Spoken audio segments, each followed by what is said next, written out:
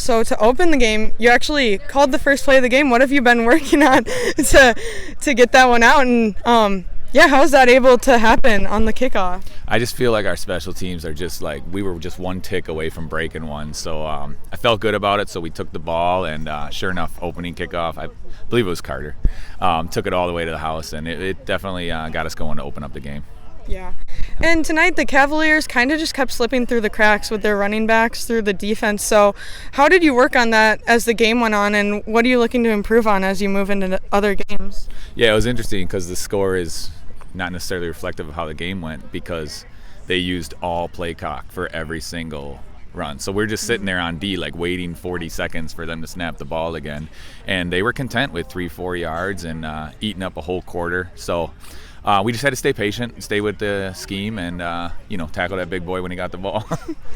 Yeah, and next week you'll be moving on to face a currently undefeated and solid-looking USM team. So how do you want your team to improve and start prepping for that game next week?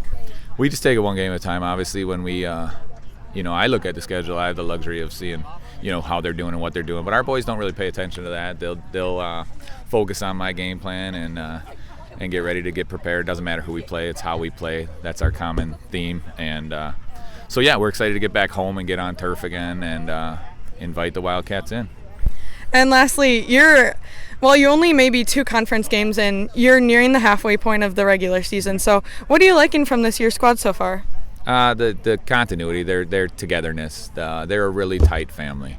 But sometimes your family members are the toughest to figure out. And so we're doing a good job of, we keep trying to analyze what are these kids and what can they do well, and we got it clicking, and we're just going to keep pushing this envelope of what we can do.